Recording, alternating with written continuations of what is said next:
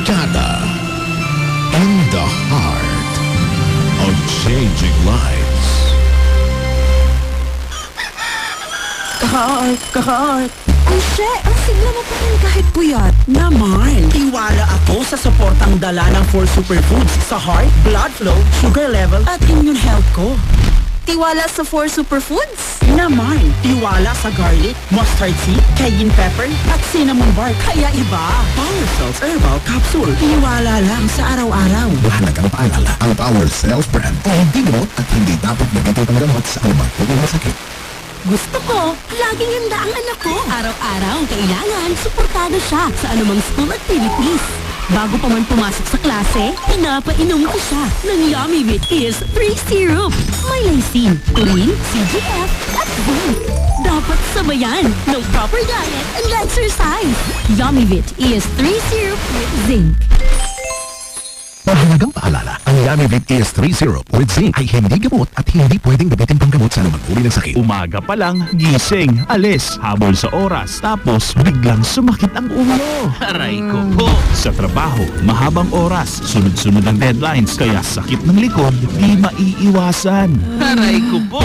After work, may pamilya at responsibilidad pa, kaya ramdam ang sakit ng katawan. Aray ko po. Kaya dapat laging may Fast Relax. Sa sakit ng ulo at katawan, Fast Relax. Ibuprofen plus paracetamol is the generic name of Fast Relax. If symptoms persist, consult your doctor. Broadcasting from the cradle of heroes and the makers of high-quality body soap, Batangas City, our home, our treasure, and our pride. Join the Brigada Advocacy for a sustainable jobs revolution by attracting more travelers to discover the delightful Philippines. Be the heart of the delightful Philippines. Isang bayan, isang tahanan.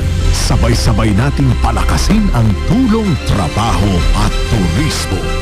Brigada in the heart of changing lives. This is 104.7 Brigada News FM Batangas. The Music and News Authority. Sa gitna ng ingay at bigat ng ating mga pinagdadaanan, ngayong Semana Santa, hanapin natin ang yakap ng kanyang presensya. Alalahanin natin ang dakilang sakripisyo ni Jesucristo. Isang pag-ibig na mas malakas pa sa anumang krisis. Isang pagmamahal na hindi tayo kailanman susukuan kahit gaano pa kahirap ang buhay.